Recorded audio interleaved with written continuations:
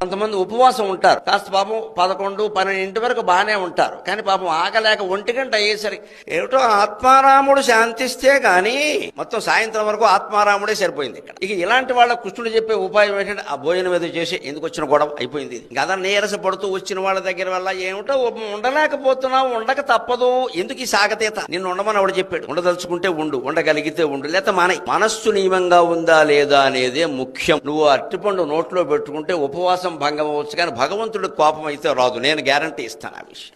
ఎందుకంటే ఉపవాసం అనే దానికి సంస్కృతంలో అర్థం ఏమిటంటే ఉప అంటే సమీపే, ఉపవాసం భగవంతునికి సమీపంలో ఉండడం. సమీపంలో ఉండడం అంటే ఇక్కడ మఠం వేసి కూర్చోవడం కాదు, ఇక్కడ నీ మనస్సు ఆయన్ని స్మరిస్తూ ఉండడం సమీపంలో ఉండడం. మనస్సు భగవంతుడిని స్మరిస్తూ ఉన్నప్పుడు నువ్వు 2 ఇడ్లీ తిన్నా, 2 అరటిపళ్ళు తిన్నా, ప్రాణం నిలబెట్టుకుందుకు ఏదైనా చేసినా ఆయనకి ఏమి అనిపించదు.